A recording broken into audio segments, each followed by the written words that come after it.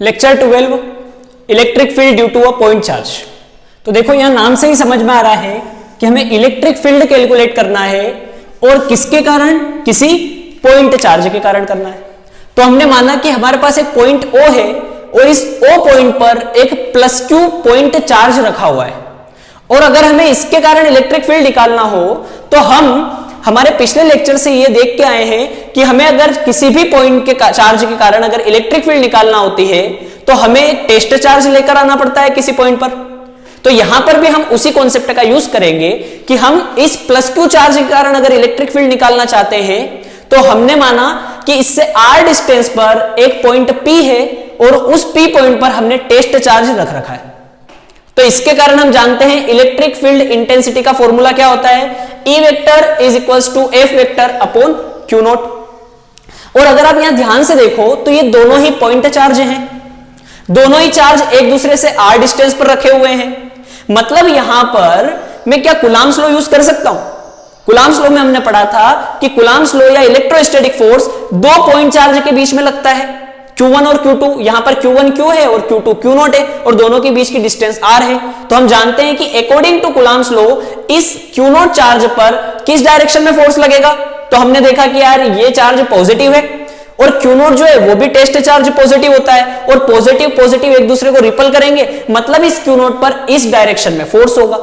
अब अगर मैं आपसे पूछ लूं कि क्या आप मुझे इलेक्ट्रिक फील्ड की डायरेक्शन बता सकते हैं, तो आपको पिछले लेक्चर में हमने डिटेल में समझाया है कि आपको जब भी पता करना हो कि इलेक्ट्रिक फील्ड की डायरेक्शन किधर है तो आप सीधा सा काम करो कि पॉजिटिव चार्ज पर जिस डायरेक्शन में फोर्स लगे उसी डायरेक्शन में इलेक्ट्रिक फील्ड मान लो। और यहां पर जो टेस्ट चार्ज है वो पॉजिटिव चार्ज है, मतलब इलेक्ट्रिक फील्ड की डायरेक्शन इधर होगी।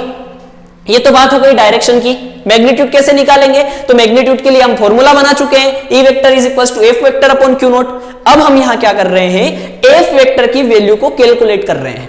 F वेक्टर कौन है, यहां पर फोर्स है और हम समझ चुके हैं कि दो चार्ज है और दोनों के बीच में जो फोर्स लग रहा है वो इलेक्ट्रोस्टैटिक फोर्स है जो हम कूलम्ब्स लॉ से जानते हैं। तो यहां पर हम कूलम्ब्स लॉ से Q नॉट पे जब फोर्स निकालेंगे तो आपको कूलम्ब्स लॉ याद होना चाहिए, F is equals to K Q1 Q2 upon R square होता है।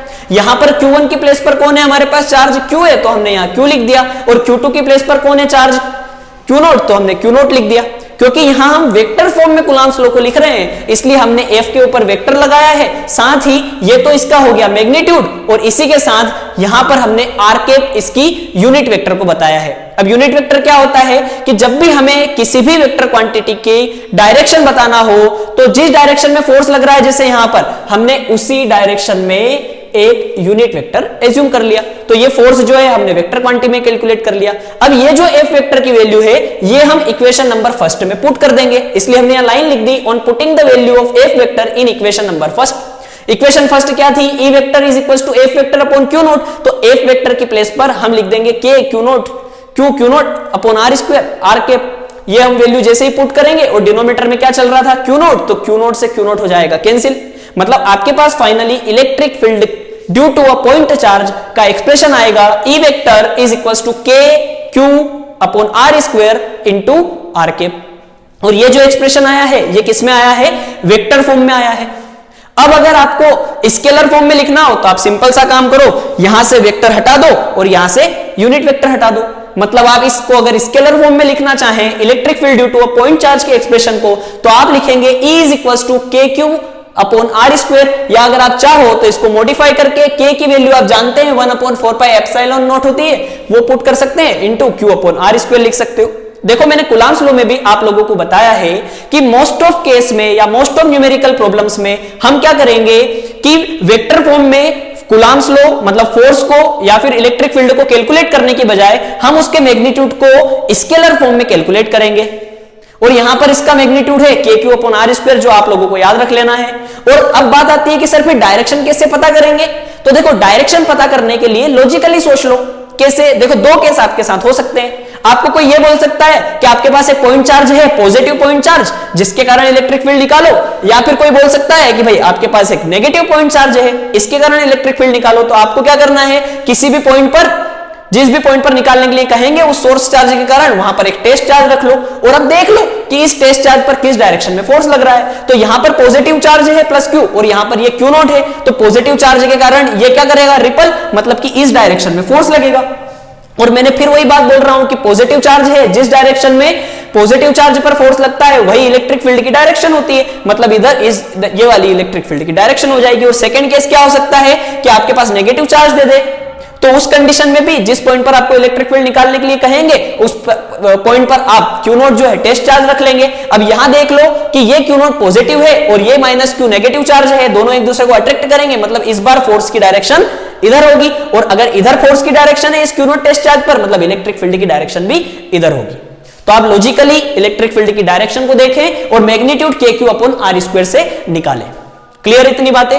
लेकिन फिर भी बहुत बार क्या होता है कि हमें कुछ क्वेश्चन इस पैटर्न में दिए जाते हैं कि हमें उन्हें वेक्टर फॉर्म में ही सोल्व करना पड़ते हैं। तो अभी जस्ट हम पढ़ के आए वेक्टर फॉर्म में एक्सप्रेशन को, E vector is equal to K Q upon R square into R के। तो हम यहां क्या कर सकते हैं, वेक्टर फॉर्म को लिखने के 2-3 तरीके बता रहा हूं और कुछ आपको मैं वेक्टर फॉर्म में कैसे आप लिख सकते हैं वैल्यू को वो समझा रहा हूं। तो यहां पर सबसे पहली बात तो सिंपल फॉर्म में लिख दिया है कि आप ऐसा लिख सकते हो, E vector is equal to K Q upon R square और इसके साथ इसकी डायरेक्शन बता दो आर वेक्टर। ठीक है, आर वेक्टर नहीं है, सॉरी आर कैप है ना। आर वेक्टर जो है वो यहां पर पोजीशन वेक्टर को बताता है और जो आर कैप है वो बताएगा यूनिट वेक्टर को। और आप लोगों को ये बात याद होना चाहिए कि R cap is equals to R vector upon mod of R vector होता है। ये कहां से आया, तो ये यूनिट वेक्टर की डेफिनेशन से आया है। ठीक है, अब हम यहां पर आर कैप की प्लेस पर क्या लिख सकते हैं, R vector upon mod of R vector. इतनी बात समझ में आ गई। मोड ऑफ आर वेक्टर को ही हम नेक्स्ट स्टेप में आर लिख सकते हैं, मतलब अब एक्सप्रेशन बन सकता है K Q upon R square into R vector upon R. और आप डिनोमिनेटर के आर स्क्वायर और आर का मल्टीप्लीकेशन कर सकते हो, मतलब आप ऐसा भी लिख सकते हो इसको K Q upon R cube into R vector. ये जितने भी हमने तरीके बताए हैं ये सब वेक्टर फॉर्म में लिखने के तरीके हैं, आप इसको जैसा लिखना चाहें वैसे लिख सकते हैं। मैं यहां पर आपको इस आर कैप मतलब कि यूनिट वेक्टर को यूज करने का तरीका बता रहा हूं। देखो आर कैप क्या है, यूनिट वेक्टर है। ये मतलब ये बताएगा कि किस डायरेक्शन में इलेक्ट्रिक फील्ड है। अब देखो यहां पे मैं आपको समझाने के लिए एक हमने ग्राफ बनाया है। इस ग्राफ के अंदर ये वाई एक्सिस है और ये एक्स एक्सिस है। आप सब जानते हो कि ओरिजिन पॉइंट के राइट साइड में positive X axis, left side में negative X axis, up side में positive Y axis, down side में नेगेटिव वाई एक्सिस होती है। अब अगर मैं आपको बोल दूं कि इस ओरिजिन से एक्स डिस्टेंस पर एक पॉइंट है, इस पर इलेक्ट्रिक फील्ड बताओ, तो सिंपल अभी हमने देखा कि किसी भी सोर्स चार्ज से आर डिस्टेंस पर अगर आपको इलेक्ट्रिक फील्ड निकालना थी तो एक्सप्रेशन आया था के क्यू अपॉन आर स्क्वायर। मतलब अगर आपको कोई बोल रहा है कि एक्स डिस्टेंस पर, ये यहां एक्स है, अगर आपको नहीं दिख रहा हो तो एक्स डिस्टेंस पर अगर आपको इलेक्ट्रिक फील्ड निकालना है तो आप क्या करोगे, के क्यू अपॉन एक्स स्क्वायर कर दोगे। अगर आपको कोई बोल दे कि वाई डिस्टेंस पे निकालो तो के क्यू अपॉन वाई स्क्वायर कर दोगे। लेकिन बात आएगी इस आर कैप की, मतलब यूनिट वेक्टर की। तो देखो यूनिट वेक्टर कैसे निकालोगे, हम अभी किस डायरेक्शन में हैं, पॉजिटिव एक्स एक्सिस में है।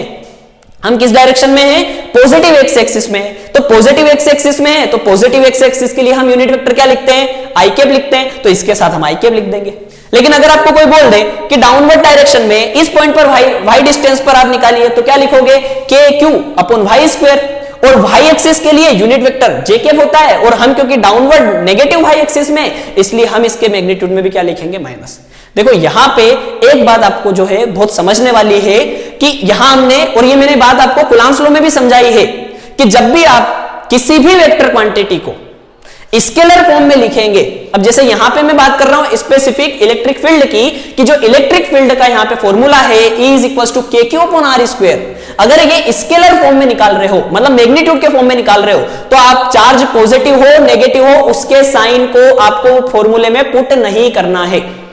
लेकिन अगर वेक्टर फॉर्म में आप कैलकुलेशन करोगे तो आप अगर पॉजिटिव चार्ज ले रहे हो तो प्लस क्यू लिखना है, नेगेटिव चार्ज ले रहे हो तो माइनस क्यू लिखना है। ये इस बात का आपको ध्यान रखना है। आगे बढ़ते हैं सेकंड केस पे हमारे। इस केस में हमने क्या किया है कि एक्स और वाई दोनों पोजीशन पर हमने इसमें एक साथ में मेजर करने की कोशिश की है। आप समझ ही पा रहे होंगे, वही फिर एक्स एक्सिस वाई एक्सिस बनाई है ग्राफ के अंदर। और अब हम इस पॉइंट पर कैलकुलेशन करना चाहते हैं इलेक्ट्रिक फील्ड का, और इस पॉइंट के जो पोजीशन कोऑर्डिनेट है वो है एक्स कोमा वाई, और हमने इसकी ओरिजिन से जो इसका पोजीशन वेक्टर बना रखा है वो है आर वेक्टर। अब देखो, जब भी हम इलेक्ट्रिक फील्ड कैलकुलेट करना चाहेंगे तो हमें पता है इलेक्ट्रिक फील्ड अगर हम वेक्टर फॉर्म में कैलकुलेट करना चाहते हैं तो उसका एक्सप्रेशन बनेगा E vector is equal to KQ upon R square into R vector. मतलब हमें यहां पे R वेक्टर कौन है? पोजीशन वेक्टर, उसकी भी वैल्यू चाहिए, और R कौन है? मैग्नीट्यूड ऑफ पोजीशन वेक्टर, मतलब कि उसका मैग्नीट्यूड भी निकालना है। तो देखो, जब भी आपको अगर x और y में दे रखे हैं तो आप सब जानते हैं x जो है वो x एक्सिस के अलोंग है, मतलब उसका यूनिट वेक्टर i कैप बनेगा, y का बनेगा j कैप। तो आप R वेक्टर का पोजीशन कोऑर्डिनेट लिखेंगे, पूरा R वेक्टर पोजीशन वेक्टर लिखेंगे x i cap plus y j cap. और अगर इसका मैग्नीट्यूड निकालना हो तो सिंपल सा काम किया करो, आई कैप और जे कैप के साथ जो भी कोफिशिएंट हो उनका स्क्वायर करो, उनको सम करो और उनको अंडर रूट कर दो। इन दोनों वैल्यू को, आर वेक्टर और मोड ऑफ आर वेक्टर की वैल्यूज को हमने यहां पे आर और आर वेक्टर की प्लेस पर पुट कर दिया है। ऐसे आप वेक्टर फॉर्म में किसी भी वैल्यू को कैलकुलेट आसानी से कर सकते हैं। अब हम कुछ कंसेप्चुअल बातें समझते हैं, मतलब हमारी लैंग्वेज में कुछ गोल्डन की पॉइंट्स देखते हैं। जैसे नंबर फर्स्ट हमने बनाया है, अभी हम जस्ट एक्सप्रेशन से पढ़ के आए, E is equal to KQ upon R square. तो ये जो एक्सप्रेशन हमने पढ़ा है इलेक्ट्रिक फील्ड का, it is valid only for point charge. इसका क्या मतलब हुआ कि अगर आपको क्वेश्चन कुछ इस तरीके से दे दे कि बोल दे कि आपके पास एक रोड है और इस रोड पे आपने यूनिफॉर्मली Q चार्ज डिस्ट्रीब्यूटेड कर रखा है और इससे R डिस्टेंस पर P पॉइंट पर आप इलेक्ट्रिक फील्ड कैलकुलेट करिए, तो आप E is equal to KQ upon R square वाला फॉर्मूला यूज नहीं कर सकते हैं, क्योंकि यह सिर्फ पॉइंट चार्ज के लिए ही एप्लीकेबल होगा। तो फिर इस कंडीशंस को कैसे सोल्व करोगे, तो उसके लिए हम आगे आने वाले लेक्चर्स में पढ़ने वाले हैं कि एक्सटेंडेड चार्ज के लिए हम इलेक्ट्रिक फील्ड को कैसे कैलकुलेट करेंगे। पर आप इस सिचुएशन के अंदर, मतलब पॉइंट चार्ज की electric field KQ upon R square में आप ये फॉर्मूला एक्सटेंडेड चार्ज के लिए एप्लीकेबल नहीं है, ये सिर्फ पॉइंट चार्ज के लिए एप्लीकेबल होगा। सेकेंड पॉइंट पे बात करते हैं, हमने पढ़ा E is equal to KQ upon R square, मतलब ये कि अगर हम E और R स्क्वायर में रिलेशन देखें तो हमें पता चलेगा कि E जो है वो इनवर्सली प्रोपोर्शनल है R स्क्वायर के, जहां पर E है इलेक्ट्रिक फील्ड और R है सेपरेशन, मतलब डिस्टेंस कि कितनी डिस्टेंस पर आप इलेक्ट्रिक फील्ड को कैलकुलेट करना चाहते हैं। तो आप सेपरेशन की प्लेस पे चाहें तो डिस्टेंस वर्ड भी यूज कर सकते हैं। अब बात करते हैं कि इलेक्ट्रिक फील्ड E और R के बीच में अगर हम ग्राफ प्लॉट करना चाहें तो ग्राफ कैसे प्लॉट होगा। तो देखो यहां पर क्या हो रहा है कि E जो है वो इनवर्सली प्रोपोर्शनल है R स्क्वायर के। इसका मतलब यह हुआ कि जैसे जैसे डिस्टेंस इंक्रीज होगी वैसे वैसे इलेक्ट्रिक फील्ड रैपिडली डिक्रीज होगी, और अगर आप डिस्टेंस को डिक्रीज करोगे तो इलेक्ट्रिक फील्ड रैपिडली इंक्रीज होगी। अब यहां पे हम एक और पॉइंट को समझते हैं, थर्ड पॉइंट को, जिसमें हमने बोला है कि अगर R की वैल्यू 0 हुई तो उस कंडीशन में इलेक्ट्रिक फील्ड इंफिनिटी को टेंस कर जाएगी। कैसे? देखो, जैसे जैसे हम R के डिस्टेंस को कम करेंगे, R टेंस टू 0 का मतलब क्या है कि आप जैसे जैसे डिस्टेंस को 0 के पास लेके आओगे, मतलब चार्ज की डिस्टेंस जो है, मतलब कुल मिला के ये वाली बात बता रहा हूं कि चार्ज के पास में अगर आप इलेक्ट्रिक फील्ड कैलकुलेट करना चाहोगे तो इलेक्ट्रिक फील्ड इंक्रीज होगी, और कहां तक इंक्रीज होगी? इनफाइनाइट तक। ऐसे ही अगर आप R की वैल्यू को इंफिनिटी कर दो तो इलेक्ट्रिक फील्ड क्या हो जाएगी? 0 को टेंड कर जाएगी। जैसे कैसे? अगर हम R की वैल्यू को बढ़ाया जाए तो उस कंडीशन में इलेक्ट्रिक फील्ड जो है वो एक समय पर 0 के इक्विवेलेंट हो जाएगी। इन दोनों ही केस को मैं आपको कुछ फील के साथ में एक्सप्लेन करना चाहता हूं, इसलिए मैंने राइट साइड में एक बात लिखी है कि अभी हमने पहले केस में क्या बात बोली इस कंडीशन में कि R टेंस टू क्या है? 0 है।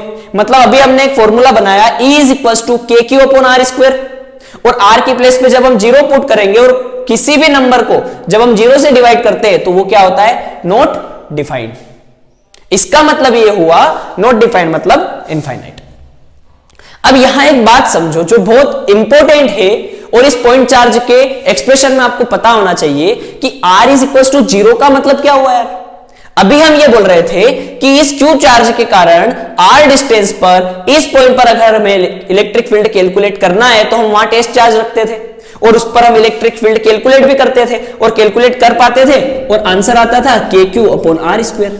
लेकिन अगर हम इस R को, जैसा हमने यहां पे फर्स्ट केस में लिया है कि हम 0 कर रहे हैं, मतलब मैं इस R को डिक्रीज करता जा रहा हूं, और R टेंस टू 0 का मतलब क्या हुआ कि इसी पॉइंट पर R इज इक्वल टू 0 होगा जिस पॉइंट पर चार्ज रखा हुआ है। क्लियर? मतलब ये बात हुई कि यार इस पॉइंट पर, जिस पॉइंट पर चार्ज है, उस पॉइंट पर अगर हम इलेक्ट्रिक फील्ड कैलकुलेट करना चाहते हैं तो वो डिफाइंड नहीं है। अब एक बात और, सेकेंड नंबर पे हमने क्या बात बोली कि R टेंड्स टू इंफिनिटी, तो E क्या होगा 0। तो इसको भी फॉर्मूले से समझ लेते हैं, यहां पे सेकंड पॉइंट डाल के E is equals to formula है हमारे पास KQ अपॉन R स्क्वायर, और आप यहां पर R की प्लेस पर इनफाइनाइट पुट करोगे और किसी भी नंबर को हम इनफाइनाइट से डिवाइड करते हैं तो वो क्या आता है 0। और अगर इसको फील्ड के साथ समझना है प्रैक्टिकली तो फील्ड से समझ लो कि अगर मेरे पास एक कोई चार्ज होगा और मैं बोल रहा हूं कि R की वैल्यू क्या कर दूं इनफाइनाइट, मतलब जो डिस्टेंस है चार्ज से उसको मैं इंक्रीज कर दूं इंक्रीज कर दूं इंक्रीज कर दूं और मैं इनफाइनाइट तक इंक्रीज करूं, तो हमने पढ़ा है कि चार्ज का मैग्नीट्यूड इस पॉइंट पर ज्यादा होगा, यहां और कम, यहां और कम, जैसे जैसे डिस्टेंस बढ़ाएंगे वैसे वैसे चार्ज की जो पावर है, मैग्नीट्यूड है, वो डिक्रीज होगा और इसकी इलेक्ट्रिक फील्ड कम होगी। तो एक इनफाइनाइट डिस्टेंस पर जाकर के चार्ज की जो मैग्नीट्यूड होगा, इलेक्ट्रिक फील्ड होगी, वो कहीं ना कहीं जीरो हो जाएगी। इसी के बाद हम देखते हैं फोर्थ पॉइंट, जो हमने यही वाली बात जो यहां पे लिखी है इसको थ्योरेटिकली लिख दिया है कि electric field due to a charge its own position और लोकेशन इज नॉट डिफाइंड। और फिफ्थ पॉइंट, एक और इसमें एक इंपॉर्टेंट बात है कि जो इलेक्ट्रिक फील्ड होती है पॉइंट चार्ज के कारण वो इंडिपेंडेंट होती है क्यू नोट से। इसका क्या मतलब हुआ, तो देखो हमने कैलकुलेशन कैसे की electric field due two point charge की, कि हमने यहां पर एक चार्ज क्यू लिया, इससे r डिस्टेंस पर इस पॉइंट पर हमें इलेक्ट्रिक फील्ड कैलकुलेट करना थी, तो यहां हमने एक टेस्ट चार्ज ले लिया। अब जब हमने इस एक्सप्रेशन को सोल्व किया तो हमारे पास फाइनल जो एक्सप्रेशन बन के आया वो था E is equals to KQ upon R square. क्या इस पूरे एक्सप्रेशन में हमें क्यू नोट कहीं दिखाई दे रहा है? नहीं, लेकिन हमने जब इलेक्ट्रिक फील्ड कैलकुलेट की थी तो उस कंडीशन में एक टेस्ट चार्ज क्यू नोट लिया था, लेकिन एक्सप्रेशन में वो क्यू नोट चार्ज हमें नहीं दिख रहा है, मतलब जो इलेक्ट्रिक फील्ड पॉइंट चार्ज के कारण है वो इंडिपेंडेंट है क्यू नोट से। ये तो बात हो गई, लेकिन अगर आपको फील्ड से समझना है कि सर ऐसा क्यों हो रहा है यहां पे कि ये इंडिपेंडेंट है क्यू नोट से, तो देखो भाई अगर यहां पर क्यू नोट भी आ जाता तो इलेक्ट्रिक फील्ड में यहां दो चार्ज होते और जो इलेक्ट्रिक फील्ड हम कैलकुलेट करते किसी भी पॉइंट पर वो इन्हीं दोनों चार्ज के कारण आती। मतलब यहां पे ये कि हम तो इलेक्ट्रिक फील्ड इस चार्ज क्यू के कारण कैलकुलेट करना चाह रहे हैं ना, और फॉर्मूले में अगर चार्ज क्यू है मतलब डेफिनेटली इलेक्ट्रिक फील्ड जो है वो क्यू की है, इसीलिए यहां पर ये क्यू नोट से इंडिपेंडेंट होता है। अब लास्ट में हम एक छोटे से टॉपिक को और देख लेते हैं, principle of superposition of electric field. तो प्रिंसिपल ऑफ सुपरपोजिशन हम डिटेल में कूलॉम्स लॉ में भी पढ़ के आए हैं, वहां पे भी हमने एक बात आपको बताई थी जो इंपॉर्टेंट थी, नोट करके हमने वहां भी आपको एक्सप्लेन की थी कि not every vector follow superposition principle. Superposition principle को हर वेक्टर फॉलो नहीं करता है, लेकिन कूलॉम्स लॉ या बोल सकते हैं इलेक्ट्रोस्टैटिक फोर्स और इलेक्ट्रिक फील्ड इसको फॉलो करते हैं। तो इसी को हम यहां पे समझते हैं। देखिए सुपरपोजिशन प्रिंसिपल को समझने के लिए हमने यहां एक डायग्राम बनाया है जिसमें यह बताया है कि ये जो पॉइंट O है, इस पॉइंट O पर एक चार्ज Q1 जो इस O से R1 डिस्टेंस पर है, उसके कारण इलेक्ट्रिक फील्ड इस डायरेक्शन में E1 है। ऐसे ही इस पॉइंट O पर यहां से अगर R2 डिस्टेंस पर एक पॉइंट चार्ज -Q2 होगा तो उसके कारण इस पॉइंट पर इलेक्ट्रिक फील्ड की डायरेक्शन, क्योंकि नेगेटिव चार्ज है तो टुवर्ड्स नेगेटिव चार्ज, और अगर पॉजिटिव चार्ज होता है तो अवे फ्रॉम पॉजिटिव चार्ज, मतलब E2 की डायरेक्शन इधर होगी। इसी तरह अगर इस पॉइंट O से R3 डिस्टेंस पर अगर एक पॉइंट चार्ज Q3 हो तो उसके कारण इलेक्ट्रिक फील्ड क्या होगी? E3 होगी। तो प्रिंसिपल ऑफ सुपरपोजिशन हमें यह कहता है कि अगर हमें किसी पॉइंट पर इलेक्ट्रिक फील्ड निकालना है तो उन सब इलेक्ट्रिक फील्ड का, उन सभी इंडिविजुअल इलेक्ट्रिक फील्ड का वेक्टर सम कर दो तो हमें नेट इलेक्ट्रिक फील्ड पता चल जाती है। इसी को अगर आप सिस्टेमेटिक फॉर्म में लिखोगे तो क्या कहेंगे कि the net electric field at a point is the vector sum of all the electric field at that point. मतलब ये कि इस पॉइंट पर जितनी भी इलेक्ट्रिक फील्ड होगी उन सबका वेक्टर सम कर देंगे तो हमें टोटल नेट इलेक्ट्रिक फील्ड पता चल जाएगी। एक और लाइन में यहां पे आपको एक्सप्लेन कर देता हूं कि इसका कैलकुलेशन आप कैसे करेंगे। तो देखिए यहां से हम इस डायग्राम की हेल्प से E1 वेक्टर की वैल्यू कैलकुलेट कर सकते हैं। अभी हमें पता है कि इस पॉइंट O पर इस प्लस Q1 चार्ज के कारण इलेक्ट्रिक फील्ड का मैग्नीट्यूड होगा KQ1 अपॉन R1 स्क्वायर, क्योंकि डिस्टेंस R1 है, और इसी के साथ इसका यूनिट वेक्टर लेना होगा तो यूनिट वेक्टर हम ले लेंगे R1 के। ऐसे ही प्लस करके अगर आपको E2 निकालना है तो E2 के लिए डिस्टेंस है R2 और चार्ज है Q2, तो हम क्या करेंगे K Q2 upon R2 square, और इसका यूनिट वेक्टर कितना हो जाएगा R2 K। यहां एक बात जो ध्यान रखने वाली है, जो अभी हमने थोड़ी देर पहले आपको बताई थी, कि जब भी हम स्केलर फॉर्म में कैलकुलेशन करते हैं तो चार्ज के साइन नहीं लेते हैं, लेकिन यहां चार्ज के साइन लेना जरूरी है, क्योंकि अगर यहां प्लस Q1 जो है वो प्लस Q है, प्लस Q1 है, तो उसके लिए आप प्लस नहीं लिखोगे तो कोई दिक्कत नहीं है, गलती नहीं होगी। लेकिन Q2 चार्ज कैसा है, नेगेटिव, मतलब आपको यहां पर जब आप Q2 लिखेंगे तो Q2 के साथ Q2 का साइन आपको लेना जरूरी है। ऐसे ही अगर Q1 है तो Q1 के लिए आप पॉजिटिव चार्ज ले लें। ऐसे ही जब अब हम E3 कैलकुलेट करेंगे तो उसके लिए चार्ज प्लस Q3 और R3 है, तो आप इसको ऐसे लिखने की कोशिश करें K plus Q3 upon R3 square into R3 K। ऐसे आप इनकी कैलकुलेशन कर सकते हैं। थैंक यू इस लेक्चर को देखने के लिए, और ये जो भी आपको नोट्स समझाए गए हैं इनको आप डिस्क्रिप्शन में दी गई लिंक से PDF फॉर्म में नोट्स डाउनलोड कर सकते हैं।